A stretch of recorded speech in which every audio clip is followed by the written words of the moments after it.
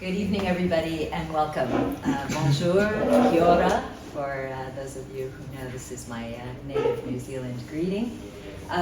My name is Meagan Fallone, for those of you who don't know me, and I am the entrepreneur in residence at CARE. I'm also the founder of Step Up Advisors, and I apologize for using notes tonight, but I've been with the Schwab social entrepreneurs celebrating the 25th anniversary of the Schwab Foundation for Social Enterprise this week at a summit, so don't have my usual time to prepare. We're really, really pleased that you could join us tonight for what I think is going to be a very interesting conversation, and one that we all need to start to become a little bit more aware of. We're at a tipping point in the world today.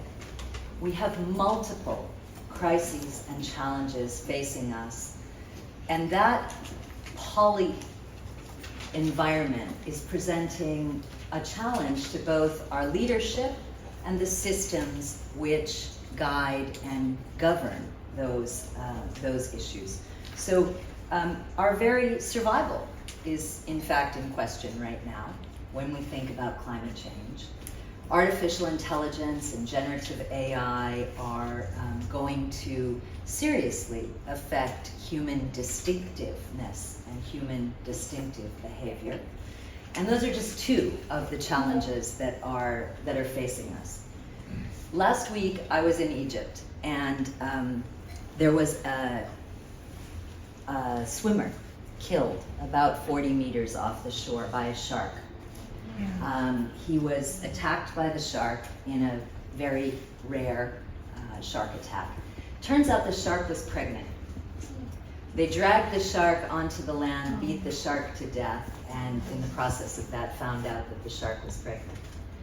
It also happens to be that the food supply in the Red Sea for sharks has been reduced by nearly 60% over the last 15 years.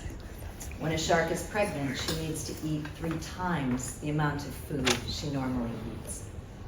So you can see the disruption of climate change is affecting so many of the everyday things that we take for granted in ways that we didn't expect.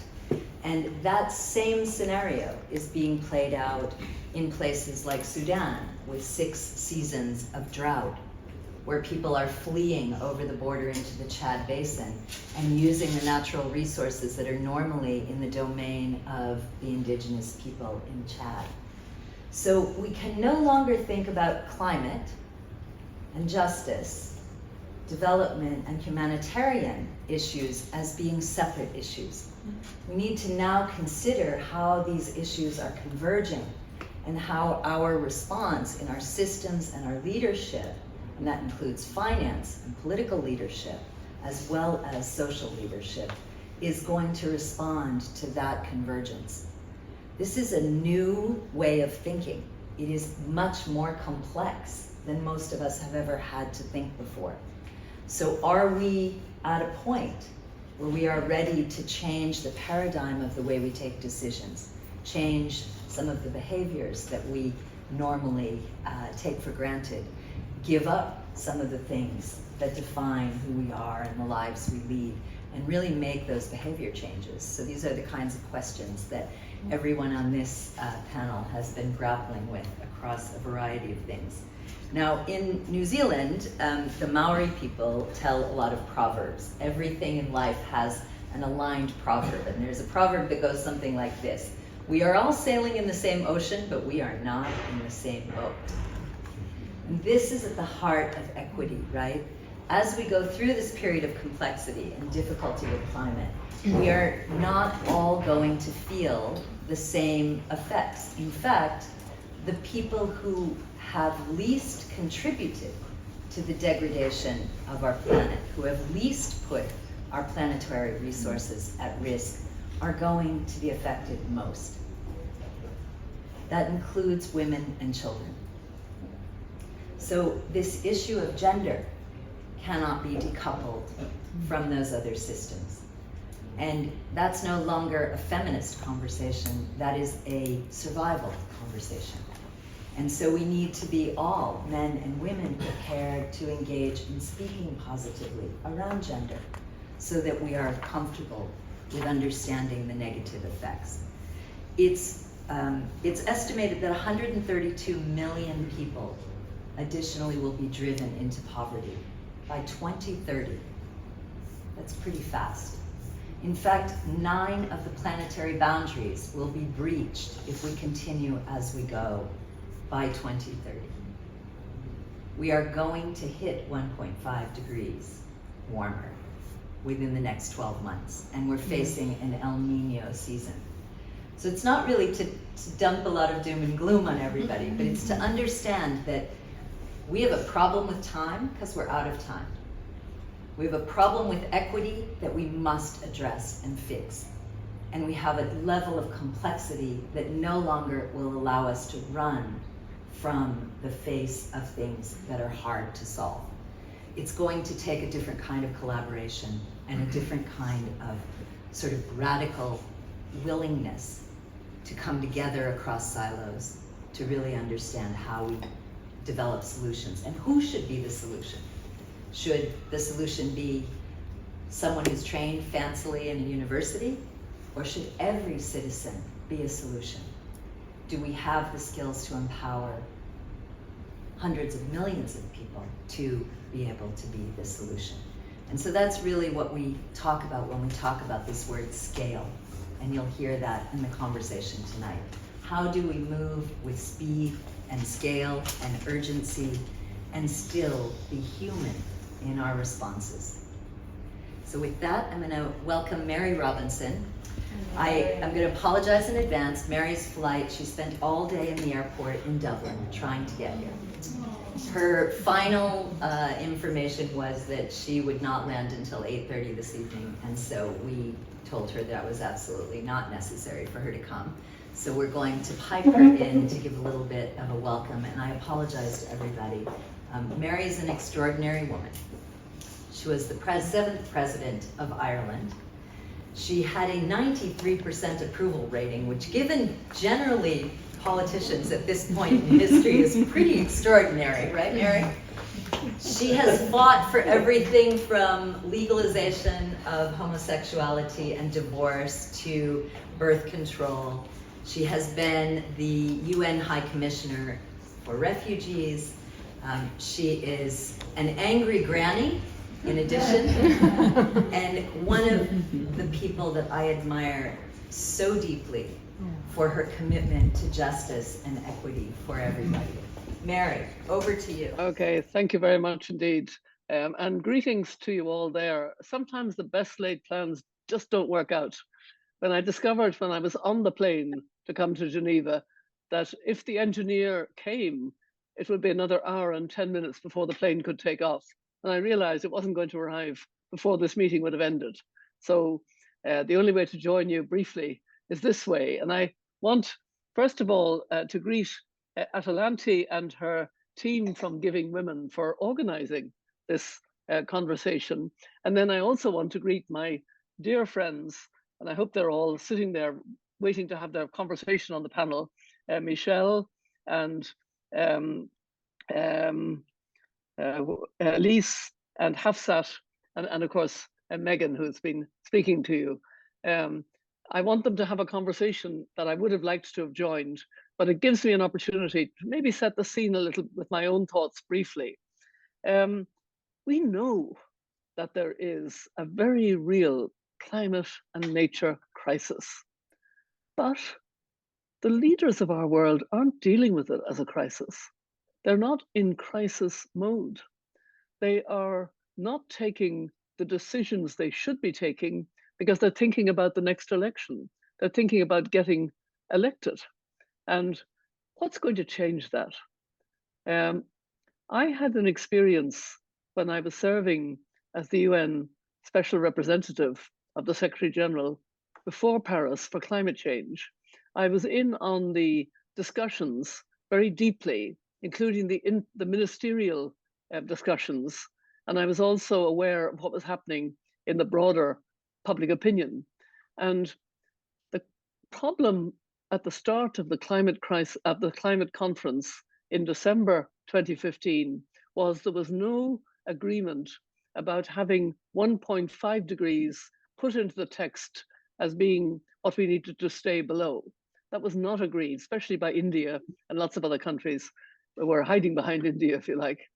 And it took a leader inside the room of ministers, Tony de Brum of the tiny Marshall Islands, talking about maybe if we didn't get 1.5 in the text, then his country would certainly go underwater this century. There would be no Marshall Islands. Is that what people wanted? That the Marshall Islands would no longer be a sovereign nation, that the people would have to leave and just be a collection of individuals somewhere else, you know, without any sovereignty, without any nationhood, without being part of the United Nations itself. And he got into the ear of people, but also in the street, you had indigenous peoples, young people, civil society, progressive business, a whole range of people marching in the street. I remember it so well, 1.5 to stay alive. And that resulted in us getting a new goal. Everything changed because of that. There was a high ambition coalition formed, which Tony de Brum led. And it included the European Union, and then the United States joined, and other countries joined. And their goal was to see that 1.5 would be included. And then the Paris goal was to stay well below 2 degrees and work for 1.5. And then the scientists later said, well, actually, the whole world needs to stay at 1.5. We probably wouldn't be there if it hadn't been for this grassroots movement that drove the politicians. They felt the heat. So here we are. We're in a situation where we're on the cusp of a clean energy world.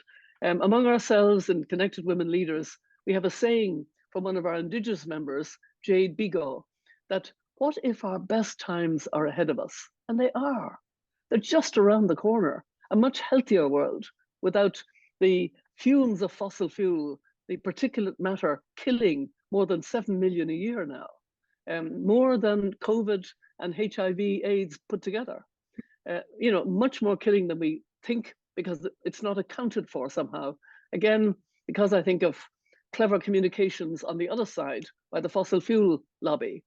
So we're on the cusp of a clean energy world, but we're actually heading for disaster. And the Secretary General of the UN made this point with great anger yesterday. So I'm echoing his words. He was calling out the fossil fuel lobby because he said, you're destroying us and you're doing it in real time. It's happening. And what he meant was we're heading for, at very best, a world of warming above pre-industrial standards of 2.4 degrees, which would be catastrophic. Anything over 2 degrees is catastrophic. We shouldn't go up to 2 degrees. 2.4 degrees, 2.7 degrees, and 2.4 degrees is the best scenario, because that means every pledge by governments, by corporations, by investments is fully implemented. And that's still where we're headed. So we can't have that. That's why we've decided to have this feminist women's leadership earthshot, if you like, called Project Dandelion. And it's all about women giving leadership. And it's about women realizing their power when they give leadership together. Already a number of significant women leaders have made short videos for Project Dandelion. Some of my women fellow elders like Rasa Michelle and Gro Brundtland. At a meeting I was at recently in Bellagio, you had Hillary Clinton, Patricia Espinosa, who led the climate, Michelle Bachelet, who's been twice president of Chile and headed up both the UN Women and as Office of High Commissioner for Human Rights, and various other women leaders. We're all speaking up now. We want business women to speak up. We want, well, in fact, Indigenous women are already speaking, only we're not listening enough. Young women and young girls are speaking, and we need to hear them more with their Fridays for Future. But also bring in progressive business. We want this to be women-led, but not women only. And we feel that this powerful voice collectively across the world in a very light touch way, so people speak in their own way. We're not determining what they will say or how they will say it, but they will say, we have a climate and nature crisis. I'm doing something. What are you doing? I'm working on it. Look at what's happening on the ground. Look at what women are doing. Give them more money and more support. It's at every level that we need to create a force for change. And the reason why I'm so confident about Project Dandelion is we see from the research that was done that we actually fill a gap. And the gap is a communications gap. There is no campaign at the moment talking about this crisis in the way I'm talking about it, a people-centered, and in particularly women-centered, because women suffer much, much more. Women and girls and elderly people suffer much, much more from the climate crisis. But nobody is campaigning about this. And actually, philanthropy, it does a great deal of good work supporting projects on the ground, but has not supported up to now a campaign like this. So we have to break through that barrier too and get philanthropy to understand there are billions being spent on the other side by the fossil fuel lobby. Make no mistake about it. I learned this when I was on the European Climate Foundation. It is frightening how clever they are. They're very insidious. They use all kinds of ways of doing it. At the last COP, there were people that represented the fossil fuel lobby, but they actually were representing small countries like Mauritania. The head of BP was a delegate from Mauritania because they have a big investment in Mauritania, but he was insidiously getting himself into the room. And others, they were all over the place, influencing, and they're trying to influence the next COP in the UAE, which has a president who's half in favor of clean energy and half in favor of fossil fuel, very conflicted. So we absolutely need this women-led, but not women-only, positive and upbeat in our tone, and leading because we care about our children and grandchildren and their children and grandchildren and our nieces and nephews and their children and grandchildren. And they will not have a future, believe me, they will not have a safe future if we don't step up. Could anything be more important? So I'm delighted to leave it now to your conversation and to your goodwill. And I hope that we will see a good leadership out of Geneva on this issue. Thank you very much. Conversation, and I'd like to thank all of you for being here with us today. Meagan said it all, and much better than I would say it. But I have to say that I think that everything that we do at Giving Women, which is very much related around girls and women, we recognize that climate change has an incredible impact from everything from poverty, migration, livelihood creation, food security. All of those things are impacted by climate change. And who are the ones that are most impacted is women and girls. So it's become something very central to us. And in October of 2024, we are actually planning to have a conference around women and climate change. So this is very timely for us, and it's an opportunity to make the announcement, and we're going to get lots of people to come and speak for us. So I want you to introduce yourselves, and by telling us how you and your work is really changing the world of climate change. And I'd like to start with Michelle, and then we'll go around. Thank you, Michelle. Sure. So I'm Michelle Nunn. I'm the president and CEO of CARE USA. Somebody was asking me earlier, how did you start CARE? Actually, it started 77 years ago, so it was a little before my time. And it started with the origin of the CARE package. If any of you have ever seen a CARE package, it was originally coming from the organization CARE, a small group of Americans who sent 20,000 CARE packages from Philly to Le Havre, France, and then it grew from there. We're now in 110 different countries. We do both emergency crisis response and also long-term development, and we center women and girls. And so, as you can imagine, climate is touching every dimension of the work that we do. So I would sort of think, if you think about it from a mitigation perspective, we impact millions of girls in terms of their education, family planning. So if you look at Project Drawdown, says that one of the most effective things that we could do would be to ensure that girls and women had access to family planning, and also had access to finishing their educations and realizing their full potential.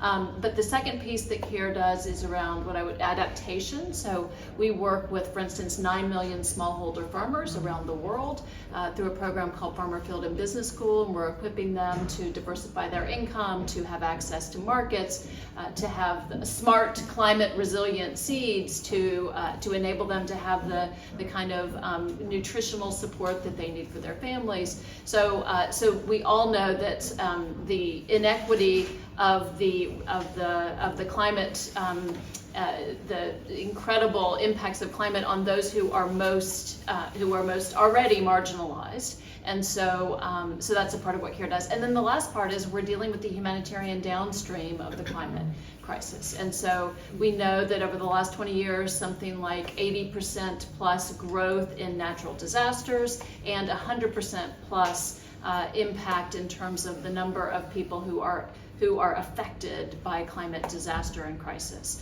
So that is a little bit about the work that CARE does, and we impact or reach over, close to 200 million people each year through a constellation of organizations and partners. Thank you. There's a lot of stuff around that you touch, and we'll go back to talking a little bit more about how you work around, how you include climate in the whole story. So Hafsat, Abiola, thank you very much for joining us.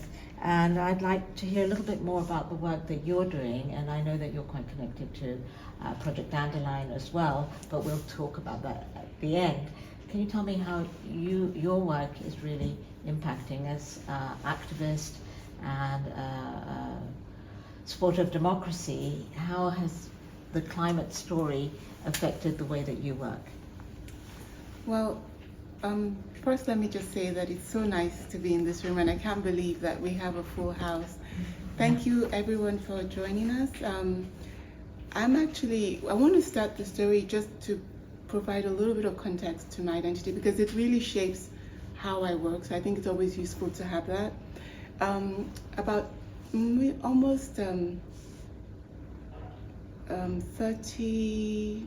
in 2013? 2023 now. So exactly 30 years ago, my father won a presidential election in my country, in Nigeria. And when he won that, it had nothing to do with climate. In fact, I don't think anybody was talking about climate at the time in Nigeria. They were talking about poverty.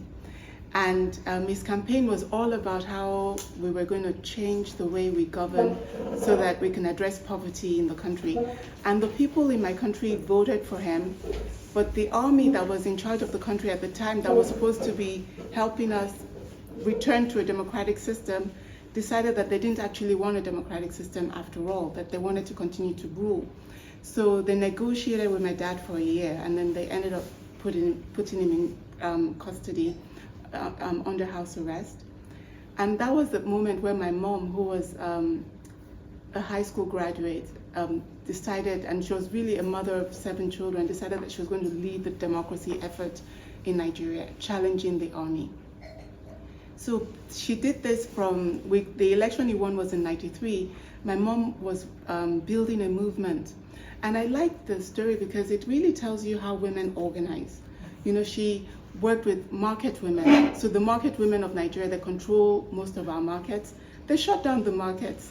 They shut down the markets not because they didn't want to earn money, but because they wanted to protest the military's continued rule. The journalists, when the military would shut down the media houses, the journalists now went underground. They started something called underground publishing. Nobody knew where they were, but the newspapers would come out with all the news about what the army was doing. Then my mom, who had forced my father to accept for her to become an entrepreneur, and because she was successful, she had bought property. She now started selling the property because we wanted to do something really major. So if you know anything about my country, Nigeria, it's that 70% of the revenue that the government spends comes from petroleum. Thank you. So my mother now decided, she met with the leaders of the Oil Workers Union, and they agreed that they were going to go on strike. And they went on a strike that was 12 weeks long, shut down the oil industry in Nigeria. So at this point, you can imagine that the army wasn't really enamored by this woman that we in our family just adored. So, and they said, you know, if we put our husband in jail and the wife is doing this, we need a stronger message. And in 96, 3 years after she had started this movement, they gunned her down on the streets of Lagos, the commercial capital of my country. And that was when I became involved in the movement. And I really thank both my parents really for opening my eyes to the power of people. So we now took all the lessons from the South African movement to end apartheid and started replicating that. I was in the US and started building this global movement to fight for democracy in Nigeria. And if you come to New York City, in where you have the Nigeria Consular Building, you'll find that it's co-named for my mom, Kudirat Abiola Corner. We had to fight for that. Now, and then we also went to the board meetings of Shell, of Mobil, of Chevron, because there were activist shareholders that would put on the agenda the fact that oil workers were in jail in Nigeria because they killed my mom, but they also jailed the oil workers that had been organizing that protest. And so we would put it on the agenda of their board meetings and go to the oil companies and demand that they do something to support us. And we also went to towns, cities across America, the US Congress. I'm sure I spoke with your dad there, Michelle. You know, we were just fighting, and not just in the US, in Canada, in all over Europe, not Switzerland, unfortunately. Maybe we should have come, maybe it would have helped, but we went all over Europe, and we really were able to build a very strong movement. So finally the military had to leave because there was this, they were looking at global sanctions on oil and all these problems. So they started releasing all the political prisoners, but they gave us my father's dead body because I think they figured if you'd killed his wife in jail, maybe you don't release him to become president of the country, and because they would have to be accountable for what they did. So we lost both parents. I tell the story because it's not because it's just because it's sad, but because the country then went into a democratic system from 99. It went into a democratic system from 99 from which it has never faltered. There are problems with the democracy, but Nigeria keeps going, marching forward, and we just brought in a new government last May. Now this new government came in, and the first thing they did was to remove, so this was 2 weeks ago that the new government was inaugurated. They removed the subsidy on oil, which everybody said was impossible to do. But if you're a democratic government and you have some kind of legitimacy, you can do very unpopular things in the country. So they've been able to remove the subsidy, and as soon as Nigeria removed our oil subsidy, Angola did the same. And all of a sudden, we're now looking at African countries becoming more responsible around these fossil fuels, you know, and it's exciting. If you go into outer space, which I haven't been fortunate to do, but I'm told that if you go into outer space, you see from Africa, one of the big things you see from Africa, you know, from China, you see the Great Wall. Apparently you can see it from outer space. From Africa, you see the gas flaring of from the fossil fuel industry in Nigeria. It's my country that is doing that. And when we started this movement to mobilize women around this issue of climate, I went to one of the most successful businesswomen in Nigeria. She just sold a company for $500 million. And I was talking to her about joining us. She's in telecoms. She's not in anything with climate. And the first thing she said to me was, Hafsat, what about if we can do something about the gas flares? I mean, I know we want to send a message to the world, I mean, to the galaxy, but I know that that's really not the message we should be sending. So, but what I was moved about was the idea that the first thing that this woman, who is not in any way a climate expert, wants to take up is this thing that Nigeria, a signal that Nigeria has been sending to the world for over 20 years. And I think that's the power of women, because we see these big things and then we go to the back room and start doing whatever calculations we need to do to solve it. I mean, I saw it with my mom. I see it now with this project that we're working on. And really what the women of the world need is just the support for them to activate. then I think that we will get a lot of traction on this issue of climate. The other thing that I do, aside from that, is I support women entrepreneurs across Africa. So I'm president of a group called Women in Africa. And we were just, we're asked to choose the best women entrepreneurs across Africa. So we train 10,000 a year at this point through Coca-Cola Foundation and Africa Development Bank. And just the other day, 2 days ago actually, we were looking at, we give a prize to the top 8. No, the top 10. We were interviewing some of them, and the things they're doing, the things that these women are doing, it's incredible. Bioagriculture, I mean, all kinds of things. And what is my hope? My sister from Botswana is here. What is our hope as Africans? That, you guys all left us behind with the first, second, third, fourth industrial revolution. And I think this climate issue is an opportunity for Africa to help the world if we grow in a green way.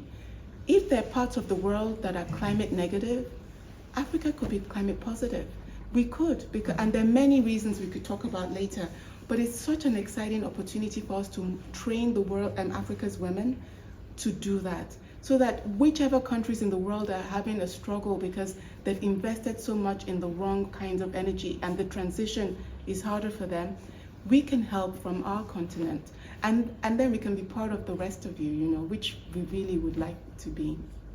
Thank you. Yes, so thank you so much for that intervention. It made me think, this was a little bit inappropriate, but there was a Greek playwright called Aristophanes. And he was very, very aware of the power of women because he wrote a play called de-stabilise, where the women were writing up an activation about something that was happening in the democracy and stopped having sex with their husbands as the power. And it's a great story. So the power of women. So Elisa, you are Elisa Backel, you're the founder, I think, of She Changes Climate, and so very appropriate as part of this whole movement on climate change. Could you tell us a little bit about your work, about who you are, and how we can all join together in this incredible movement? Thank you. Well, first let me thank my sister for sharing her story. When you were talking, I felt my heart beating. I don't know how it was for you, but it's such a deep story, like rooted in your family, in your parents, and so it's really humbling to be here with you and with Mary and with you. And we were together in Bellagio for the launch of Dandelion, and I must say it was a really transformative experience to see these 30 women around the room from very different backgrounds, different nationalities, different cultures, and I feel this is really the start of a very important movement, and we want all of you to be part of it. It's a woman-led movement for climate justice, and just like Mary said before, it's urgent. We have to make it happen now. We're facing a planetary emergency. It's a triple crisis for climate, people, and nature, and it's all connected. It's also a biodiversity crisis, and it's a crisis for people who are affected more than anybody else in the poorest regions of the world. So in terms of who I am, maybe just to answer your first question, my name is Elise Backel. I was actually born in France and married to a lovely Canadian husband, and we have 2 children who are now Swiss. But I actually feel more like a citizen of the world. I live in Tajikistan, in Chile, I worked in Mali, I work with the Fiji presidency, so I actually feel, and I'm going to challenge you on that, I actually think that we are all on the same boat with this crisis because we are made of the same fabric. We're all human beings, we are born on the same planet Earth, and we will die on the same planet Earth, and nobody is immune from climate change. Then of course there are inequalities, social inequalities that are exacerbated by the climate crisis. And women in particular are more affected. Women are 14 times more likely to die in climate disasters. We saw during the floods in Pakistan that a lot of women and girls died because nobody had taught them how to swim. And also they don't have access to cell phone, to early warning systems, to information, resources. They sometimes stay behind to look after the the young babies or the elderly. So they are really impacted, but also women are not just victims of climate change. Just like your mother, they are also agents of change. They have this capacity to get up and stand up and recover from these disasters or from these life crises and to show their resilience. So women are often the caregivers, the ones who are taking care of the families, of the natural resources, who make sure there's food on the table for their 7 or 10 children. And so with Mary and all the sisters of the world, we really feel that we need to invest a lot more in women leadership. There's only 2% of finance going to climate, but less than 1% going to women-led initiatives. When women are actually the ones who can multiply these solutions. And again, this is also with the support of men, and I'm so glad that many of them are here today. UN Women is actually supporting this campaign called He for She, which I think is very important. We need more women championing gender balance at all levels. As She Changes Climate, we advocate for a 50-50 vision at all levels of decision making. I must say I was not a feminist before. I'm much more of a climate activist. I've become a climate activist by necessity, I think, also as a mother of 2 children, because I care about their future. I've also become a social entrepreneur by passion. So we co-created She Changes Climate to accelerate this mindset shift that we need to see more women at the top. So starting with the COP presidency, we were at the UNFCCC session in Bonn last week, talking to Sultan El Jaber in person and supporting Hana El Hashemi, who's the chief negotiator for the UAE, who is trying to restore the trust with parties. And it's going to be really hard because of this complexity of the oil and gas industry in the UAE. So with actually a lot of the Dandelion sisters, we have sent an open letter to the COP28 president, to the UN Secretary General, and to the UNFCCC head to say we need a firewall between the COP presidency and the fossil fuel industry. It's absolutely vital. It's an emergency for the planet, it's an emergency for the UN, for the survival of our multilateral system. And so just to say, as She Changes Climate, we support women at the very top in the COP presidency, but of course we know, as you say, that there's no change in political leadership unless there is a grassroots movement, also supporting in a bottom-up pressure to make sure there is a mindset shift, prioritizing climate, prioritizing women empowerment at all levels. So we're also talking to country delegations who are attending COP28 to make sure they have the 50-50 balance, and obviously also all non-state actors. So CARE is also invited to endorse our 50-50 pledge, because we also must walk the talk in terms of civil society leaders. So that's more or less who we are, what we do, and really looking forward to the next steps of the conversation tonight. And thank you for inviting us.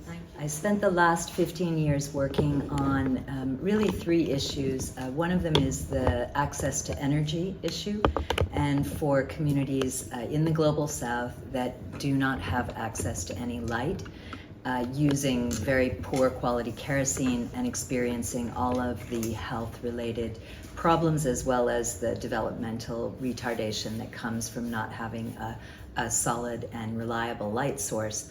And what we did was develop a model that enabled women who couldn't read and write, to become solar engineers in their communities. And those women fabricated solar home lighting systems, learned how to maintain and repair those systems, and then went on to develop businesses around and enabled by the access to energy in those communities. That model had 17 SDG targets embedded into it. And so we were also developing women at local level as climate and sustainability advocates. That program was one that I worked very hard to put and embed in government infrastructure so that governments would begin to recognize the need to skill women on science and technology, not from a university rarefied idea, but from a practical idea. And people told me a lot of times that it would never work and we would never be able to go to certain countries. And that program is active in 93 countries today. And so it can work. And women run that program. They run our centers around the world, and they continue to grow and develop their livelihood opportunities around that. I then went on to work with private sector. I spent a period of time working within an agri-food company to develop a piece of digital technology that would help smallholder farmers to learn regenerative agriculture practices. And I had the wonderful opportunity to get a bird's eye view on why companies are not moving faster towards sustainability and transition. And to think about how entrepreneurial activities and principles and processes and the way that we innovate and the way that we think could actually positively influence corporate sector. And then most recently in March, I am enormously honored to have the opportunity to now work hand in hand with Michelle at CARE, a very large and a very expansive NGO internationally, to think about how we can put entrepreneurial behavior and processes at the speed and scale that we need now to really grow and deepen the impact of CARE's work and the opportunities that CARE has to scale even other people's work. So really trying to think, I think my journey is one of trying to think about how to use design thinking and social entrepreneurship specifically around women and girls and the gaps and the opportunities that they present for us.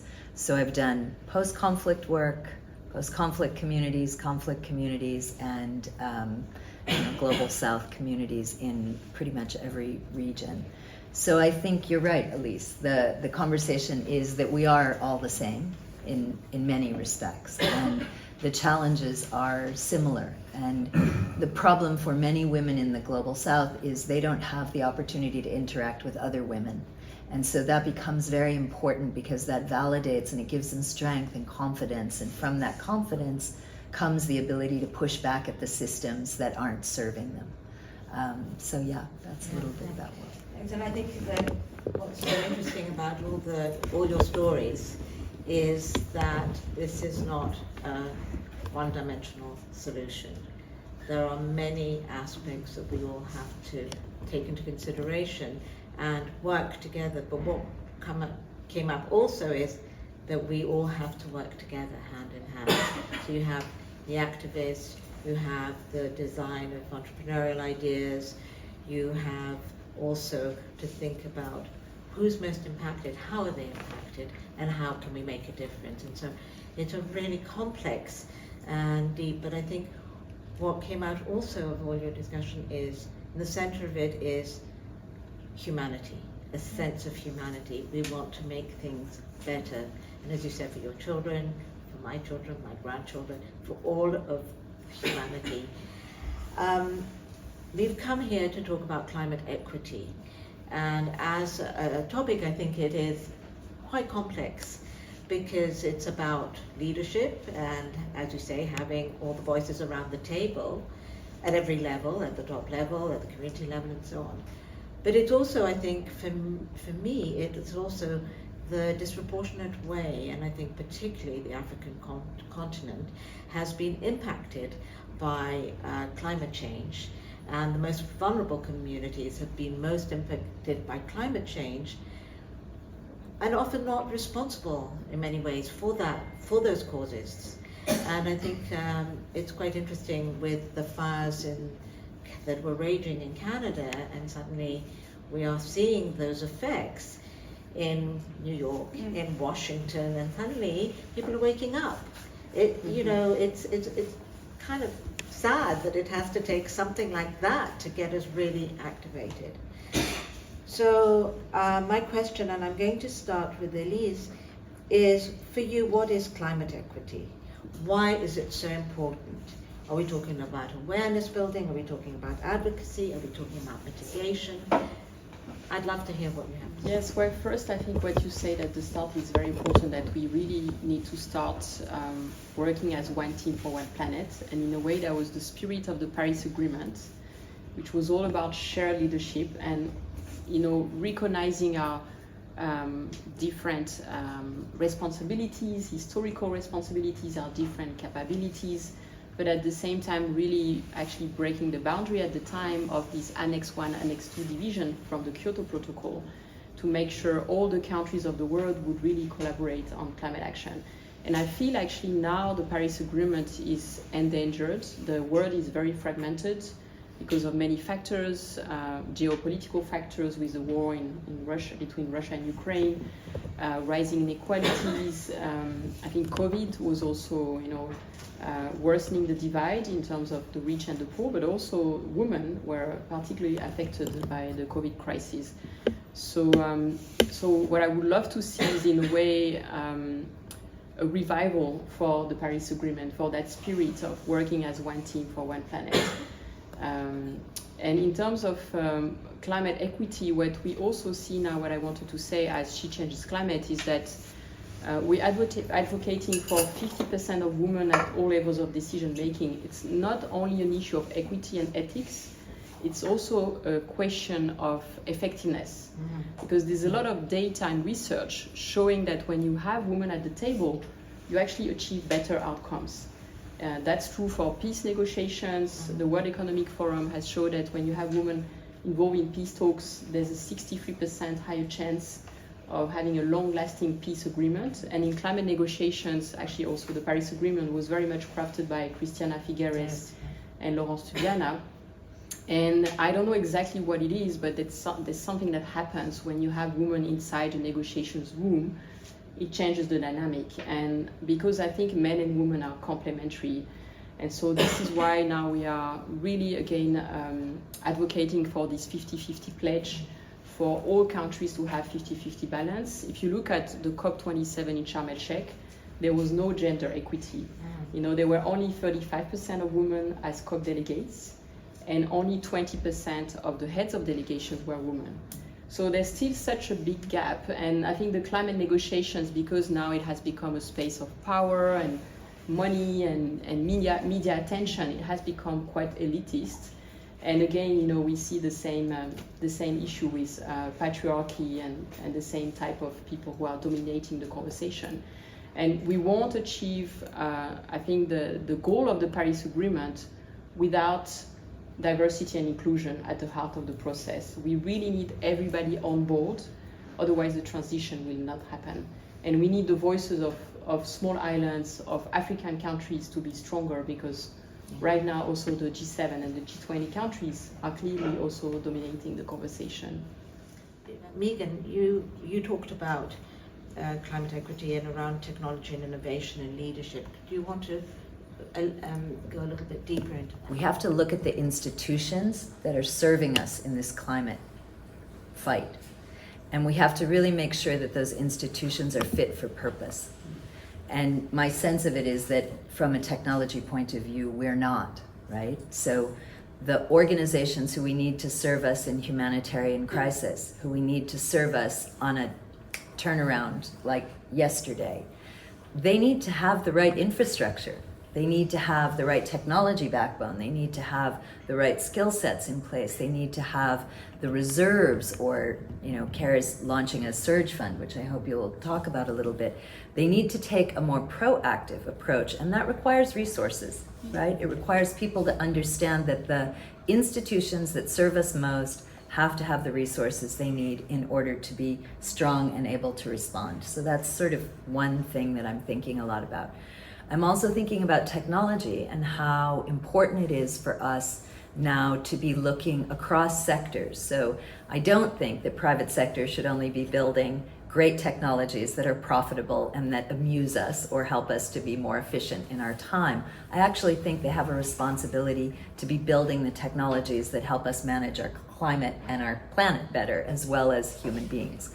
So I'm a big advocate for the convergence between social entrepreneurs and the tech work that they're doing, together with the major tech companies, and putting pressure on them to begin to develop technologies that are useful to human beings, that are responsive to the need on the ground, and that actually are designed for the kind of users who now need to be mobilized as leaders at community level. So that might mean user interface and user experience that is designed for illiterate people who can't read the internet and search things, who need to be able to use other means to mobilize themselves and to tell their stories and share the work that they're doing so other people can replicate that. So I think those are two areas where I feel pretty strongly now we have to be thinking and advocating a little bit differently and supporting, actually. The donor community needs to support organizations in those ways.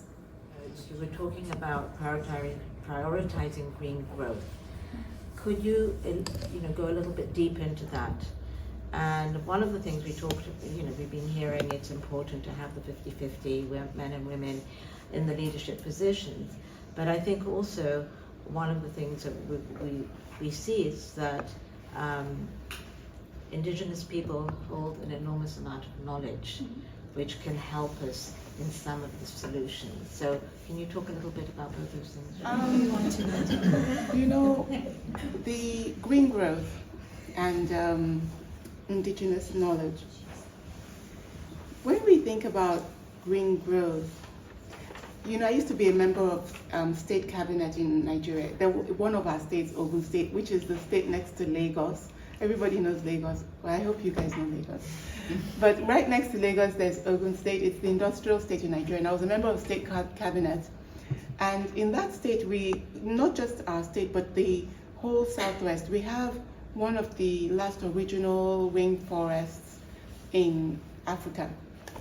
And it's down to maybe, I want to say 10% of its original size. It's such a tragedy. The people are cutting the trees and making it into charcoal and then exporting it to Europe.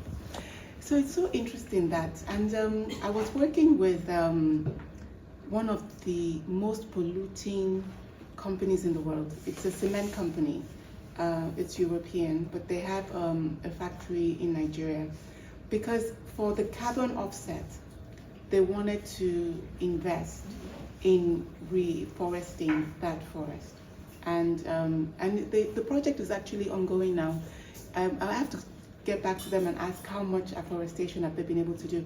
It's been about 10 years now that they've been running the project. So it's quite exciting that we have that, because there's so much repair that we need to do. And what I really liked about that particular project is that they were going to work with the local communities. Because you see, the local communities had got into a dynamic where for their livelihood, they were destroying nature. And part of the design of the project has teaching them how to grow the trees, and from the growth of the trees and preservation of the trees, they earn the income that they need. So we need more, we need to help people, and like the solar panels, I think we have about 1.4 billion people in Africa, of which maybe 700 million don't have access to electricity. The solar panels is one big thing. There's possibility of hydro dams, there's using thermal energy. There's so many opportunities. We can grow in that direction. And the good news about that is that when you compare it to the fossil fuel industry, in Nigeria, I can't say that the fossil fuel industry that generates like maybe $15 billion a year for the country is hiring up to 100,000 people. And Nigeria has 210 million people. So it's a capital intensive industry that is labor poor. It doesn't really hire that much people. So for us as a country with so many people, of whom 60% are under 30, the whole African continent, 60% are under 30. So you're looking at a continent that has what? That's about 800 million people under 30, and they're looking for jobs. There are 30 million people going into the labor market across Africa every year.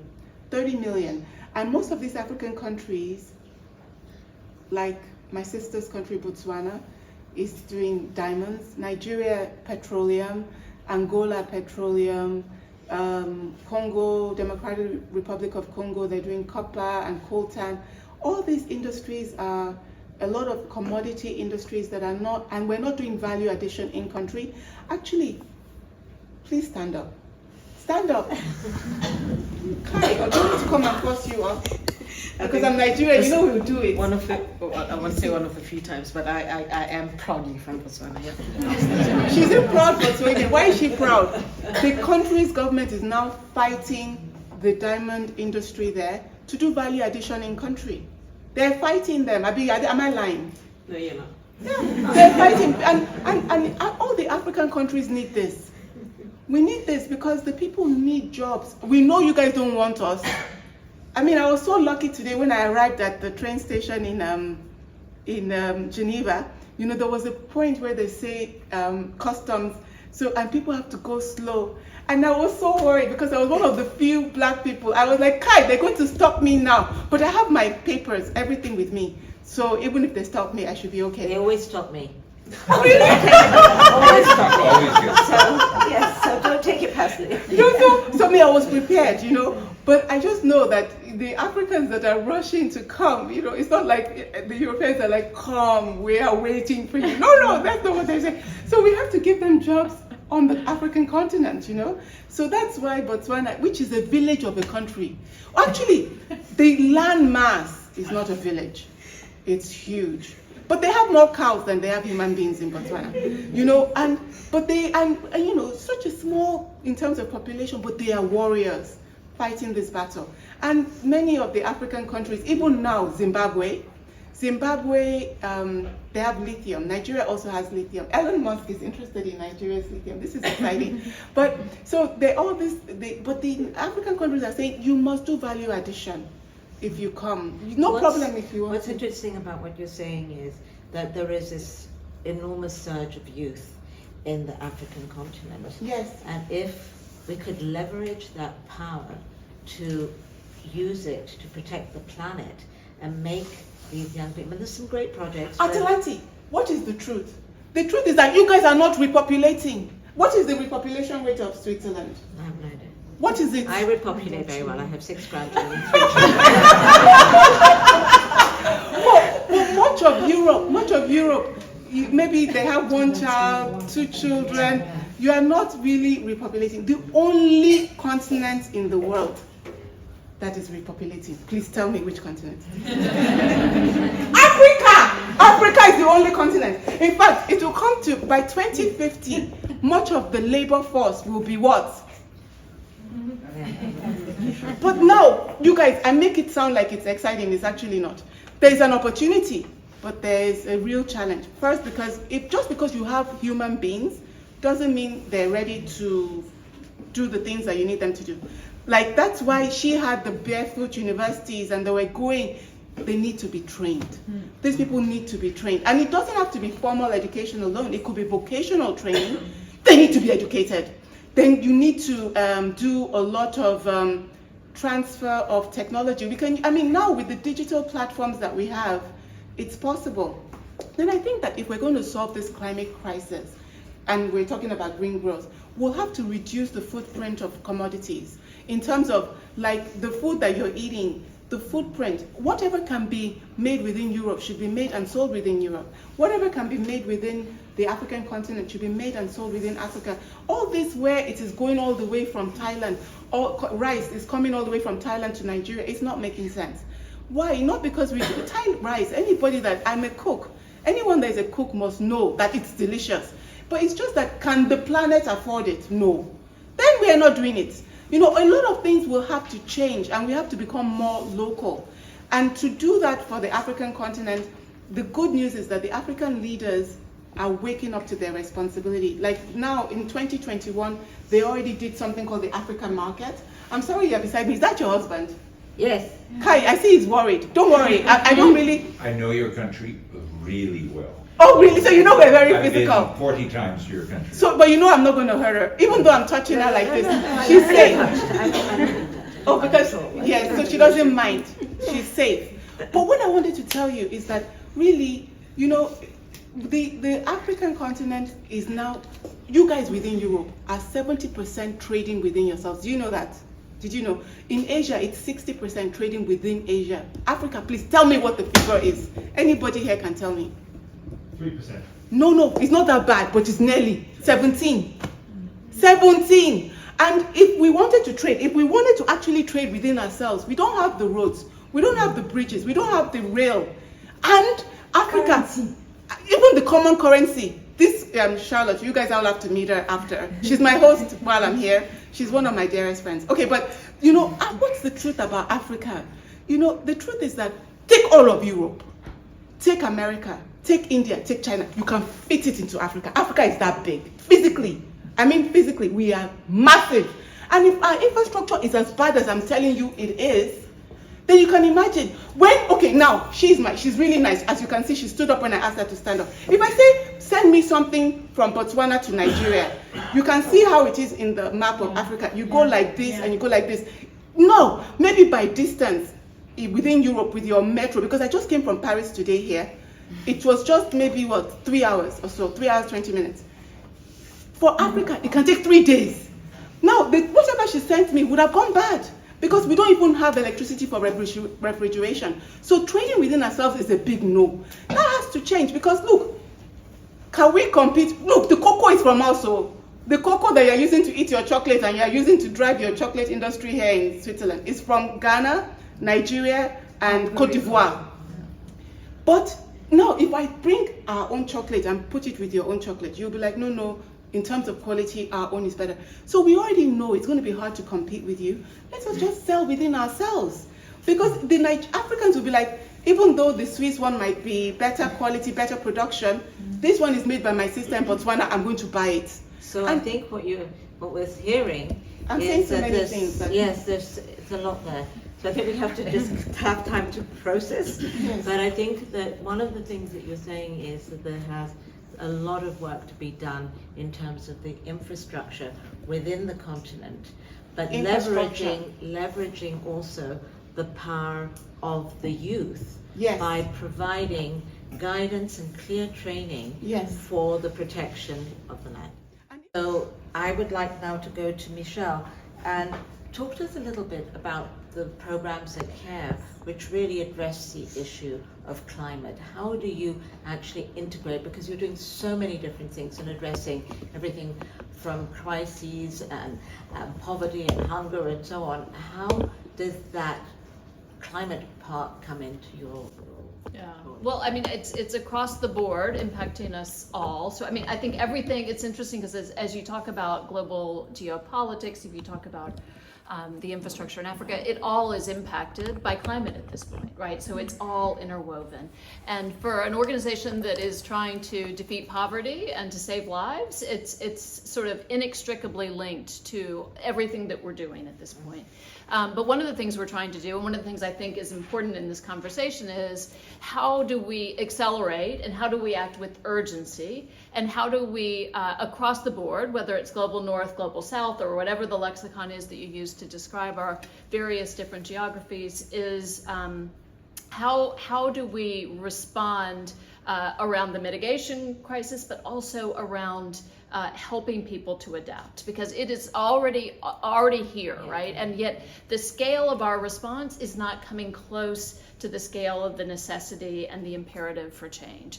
And so I think from a humanitarian perspective, if you look at the numbers, we're only at a fraction of the investment that is required from a global community. We actually don't have the systems. We largely have, I talked about CARE's origin in post-World War II, we largely have humanitarian systems that were built for crisis 70 plus years ago.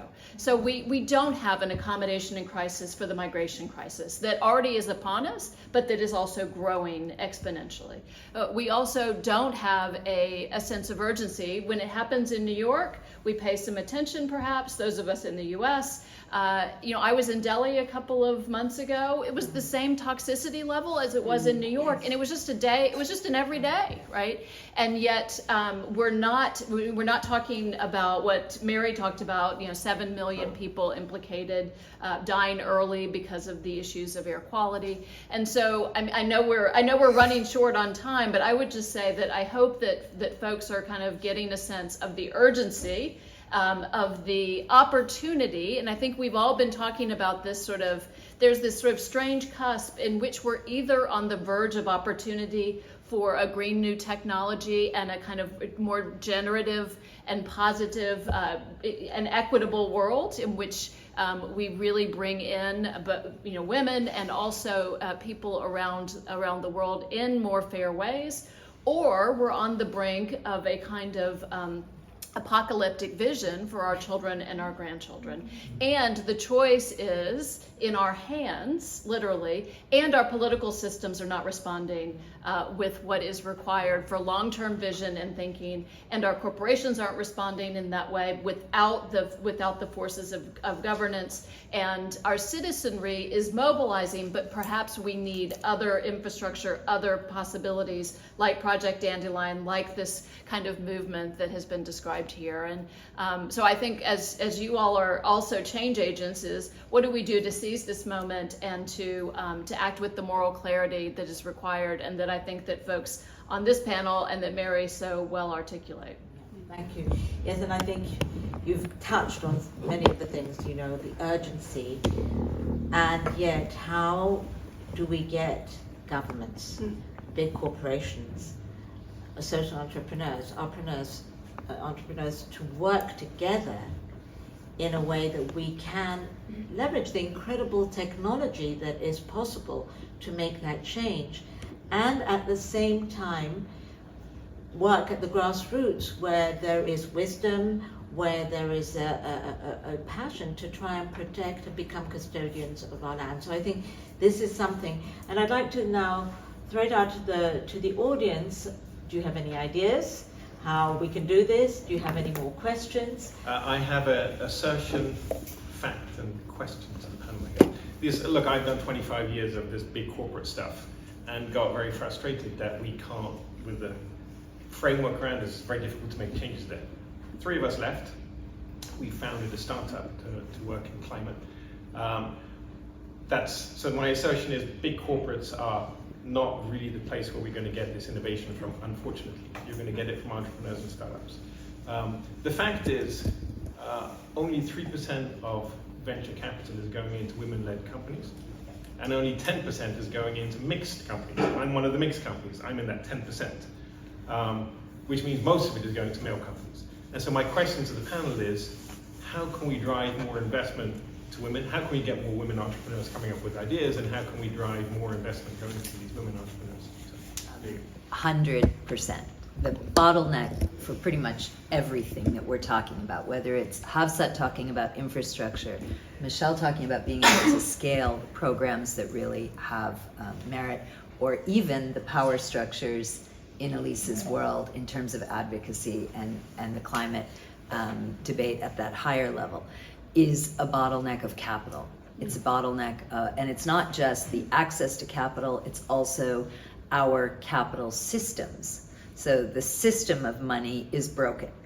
It incentivizes all the wrong behavior, and it disincentivizes the right behavior. So it's not just neutral on doing good things, it's actually punitive.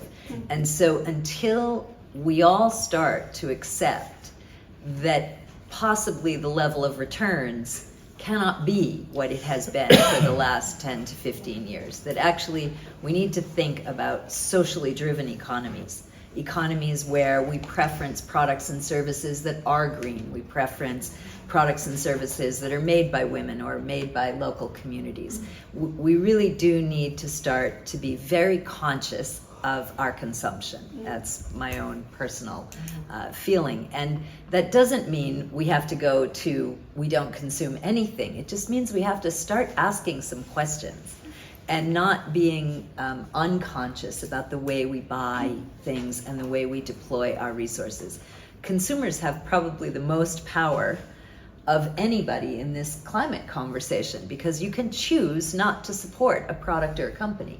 You can make that choice that those women did, to strike. This is a very powerful mechanism, but it requires us doing a bit of work.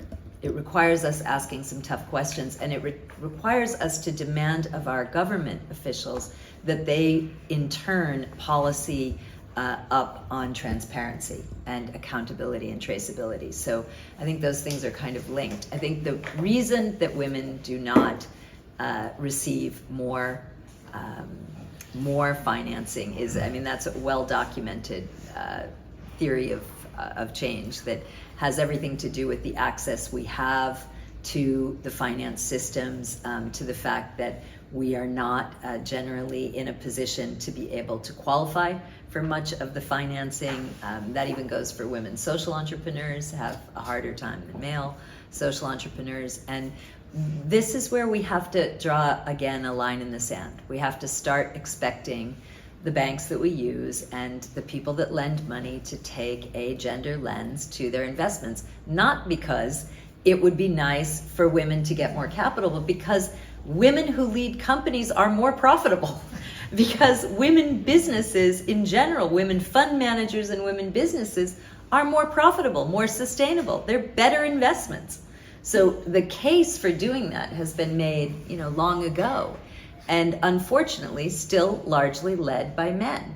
Until we have equal representation on boards and equal representation in C-suite positions, we are not going to get that transition. So we need to attack it from multiple levels. One of the issues, and challenge, I think, is that I think one of the problems is also this whole idea of profitability. Yeah. I think profitability is a problem Yeah. because we've lost the, if we really want to make a difference, if we really want to see real change and looking at how we can protect our planet, how we can ensure that everybody has equality. Profitability is not the way that we're going to go. It's sustainability, and I think that's one of the things that we need to really bear in mind. And so But the institutional value investment. that our world has put Yes. on profitability is, I think, one of our problems. I totally agree with you, and if you don't mind, I actually think we need, at this point, we need a mindset shift. And Yes. maybe Sandrine Dixon, the Club of Rome, or people like Kate Raworth who have challenged the dominant economic model. I think we actually need to go beyond the GDP growth model. And actually this has been led by women like Jacinda Ardern, heads of states also in the Nordic countries. How can we have another vision where we actually have a well-being economy that is placing the well-being of people and the planet at the heart, at the center? And that's really a challenge, because if we continue with this GDP growth model, we're going to break the 9 planetary boundaries pretty quickly. And that mindset shift is difficult to achieve, but I do believe that if we get actually more women in politics, we will be faster in this transition. Thank you. So we have hands up. I just have questions and I wonder about. So I guess and some of this has also been sparked by what's just been said, but for instance, in education, we're wondering how to bring things like donut economics. We're seeing like a trend of like, okay, if we want kids to understand a new possibility, how do we introduce them to something that, a regenerative economy? What does that mean? So that way we have green skills at all levels. Because we need everybody to rethink how our economy works so that everyone can contribute with how they take part. But it's hard to make things like this or futures literacy so people understand that our actions now shape the future that we want. It's hard to make these things mainstream, so I wonder how we can use education as a better resource so that teachers are equipped for this, and that schools can therefore be a bit more agile in ensuring that students are equipped for this. The second thing is we're working with green skills. I think we're noticing a lot, there's always one catalyst in most schools and communities that's doing the work. So whether it's coming up with a green pipeline or whatnot for the kids, it's really hard to get money to those people, and usually $500 or $1,000. Even in the US, it'll let the district take them seriously enough so they can continue to do the work. It's really hard right now though with how, I guess, philanthropy works to just get micro grants so that local catalysts can get supported, and I'm wondering how that happens. And then the third thing, and I think this is more at the governance level, activism works. In the US, if 1 or 2 people can get a book banned, why can 1 or 2 people not get something in motion that is more positive? And we're seeing, for instance, students pushing to get climate legislation passed at the state level. Denver Public Schools, their sustainability director was hired because of kids. So how do you give people, and I think women is a great focus on this, local PTA, young student voices, how do you help them understand pathways towards activism so that their voices are heard? I just want to share maybe one thing we're also doing, which is a mentoring platform. And actually we started on a small scale with some of our friends there, Marina and others. And I think mentoring is very important because a lot of the young activists at school, students, are so angry right now, and they're so worried as well. So there's a lot of eco-anxiety. And so what we want to do with the mentoring platform is have a peer-to-peer system where people who are a bit more senior can do peer-to-peer coaching with younger, climate leaders or future leaders. And I think that's really helping in terms of building the resilience, building the capacity to mobilize their community. And we're also doing that, by the way, in different geographies. So sometimes it's also women who are more senior, who are maybe more in developed countries, who have access to decision making, to finance, who can help younger women in developing countries, just opening doors. I think sometimes it can be a life-changing experience just to have a mentor who can open doors for you. So that's one thing we're trying to do, but I think you're totally right. Education is essential. This is where everything starts when we're preparing the next generation of leaders. And because we're running out of time, I also have an ask for all of you here. If you know people who have the right to vote in Switzerland, please ask them to vote for the yes on Sunday. Because 2 years ago, there was another referendum and we lost. And I think this time we're going to win. But this is also part of education because, like 20 years ago, people at school, even here in Switzerland, they didn't learn about climate change. They don't know that people in Pakistan are dying because of climate impacts. And Switzerland is a small country with big impacts. So if you have neighbors, friends, students, colleagues, whoever, just tell them to vote on Sunday for the yes. Thank you. There was a question there. I just wanted to go back to what Mary said at the beginning, which was what she said about the need to have people-centered approaches. Mm-hmm. And I thought she really hit the nail on the head in the sense that I think the science is clear and has been clear for a very long time. I think that the technologies are there and they have been there for a very long time, but the change is not coming about at a scale and pace that we need it to be coming to us at. And I think that what is going to be the tipping point is really going to be around building people power. And the people that are going to be driving that change, that need to drive the change, are the people who are directly affected. And so far, they're not in the spaces that are shaping the climate narrative, neither are they in the spaces that are setting the priorities. This has been said. How do we fix that? I think one of the things that we can do practically within the philanthropy community is to start moving resources, both technical, financial resources, all types of resources, to populations and geographies that are previously underrepresented and underfunded, and begin to amplify the narratives in terms of solutions that are coming from those places.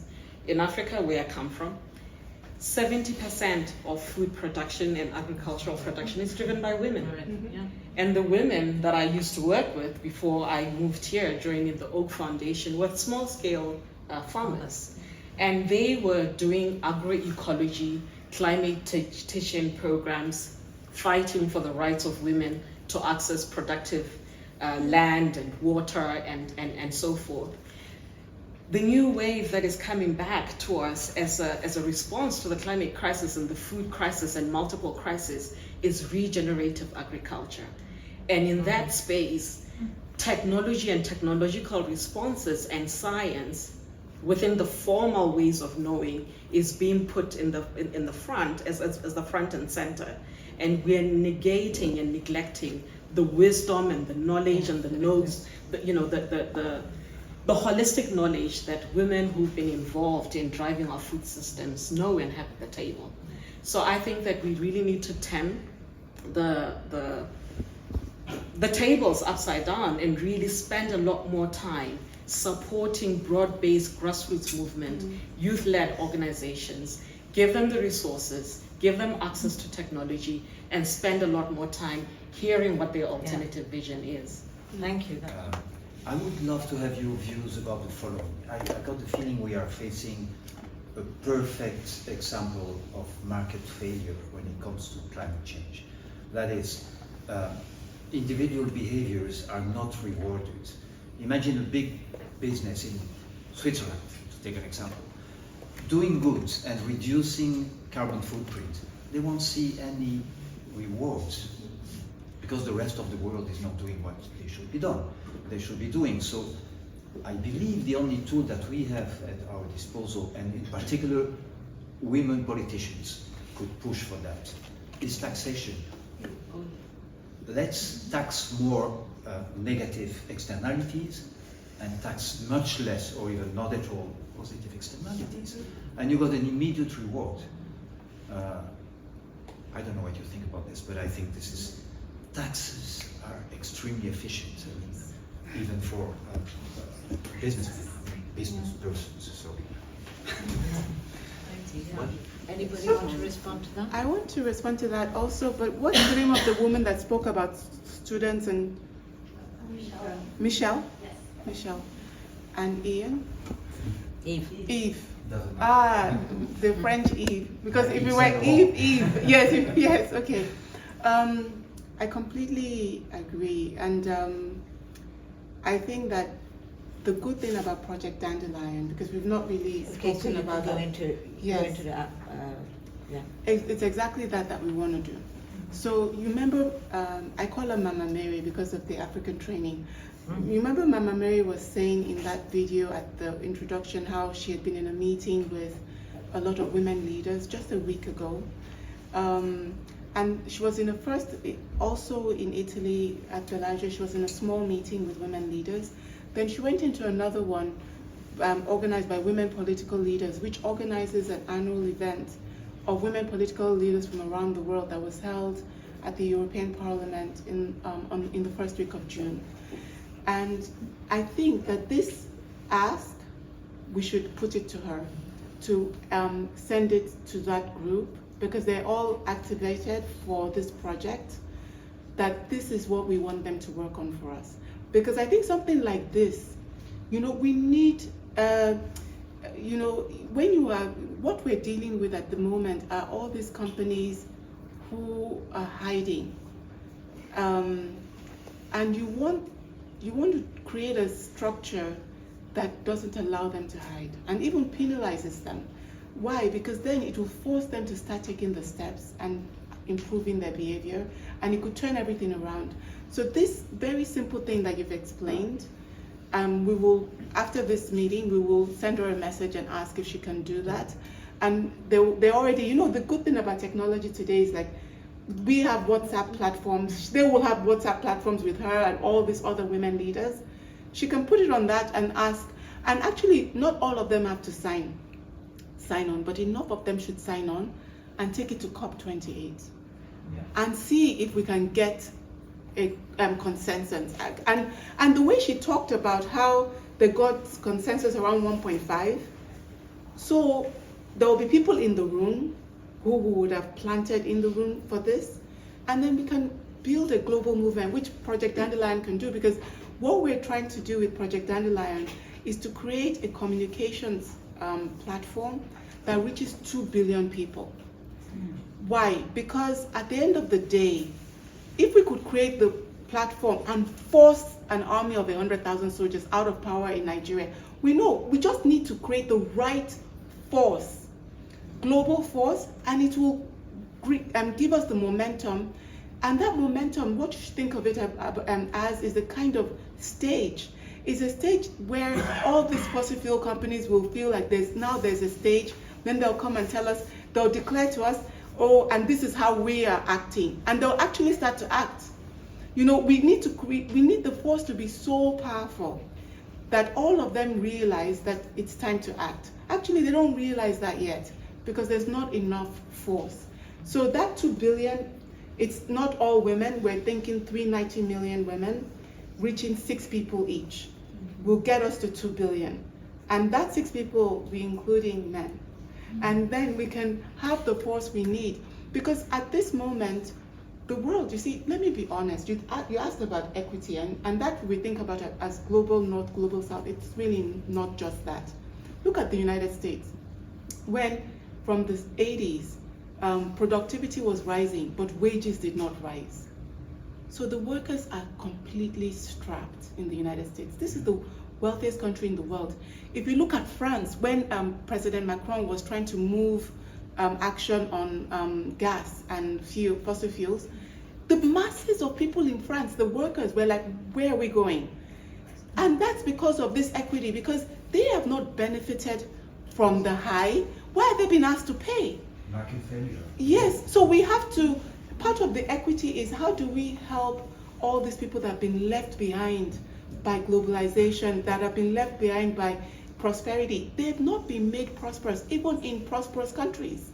And they are now being asked to bear the brunt of the cost of the transition. It's not right. So women are just, women are fair. Why? Because we have children, I have two, and I adore them both. I know they're different. And I'm always conscious as a mother that it's not my job to say this is my favorite, I don't even have, but to really give them a nurturing place to grow. The same way we have to look, how do we protect workers? How do we protect all the different elements, especially the vulnerable? I very much support what Meagan was representing and what you were saying apropos women. And I really feel that you should insist, as a community of women, to be empowered. Have the men empower you, have the confidence in you. And well, I don't know, because in the statistics, it's still an 80-20, and the men are making all the decisions and they're driving. I take the little island or newly to be established independent country of Bougainville, which I've come to know quite well, the other side of Papua New Guinea. Fundamentally, everything is owned by women. As a man, you cannot own anything, land, cars, anything. The women own it. Who is running everything? Who have all the positions? The president, the minister of finance, minister of energy, they're all men. And the women have just sort of let it be. They're there to sign the papers, but I somehow sense that there's something to be done to where the women need to take charge somewhat and be also trained to be qualified and to be respected and so forth. The other quick comment I would make and offer is around the environment, which is a fundamental issue here tonight, is yes, we're going to hope to achieve some of our objectives of reducing emissions and so forth. However, the reality is, I'm sorry to say this, everyone, we're not going to make it. We're going to be over the top, and it's going to be a far more difficult world. And therefore, we should be spending a lot of our time preparing ourselves for the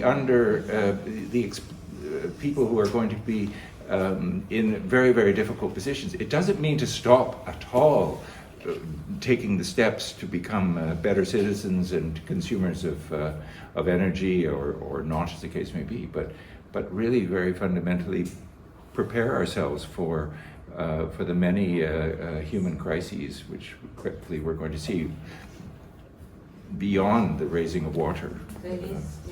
Yeah, no, well, thank you for your support first, and I think this is why, as She Changes Climate, we really advocate for 50% of women, because if we don't have that quota, nothing is going to change. So we really encourage you to support this pledge. We have already convinced about 12 countries, including Germany, Finland, Mexico, Costa Rica. So we're going to really support this coalition of gender champions at COP28, and also non-state actors, including IUCN, International Federation of Red Cross, and hopefully the business community as well.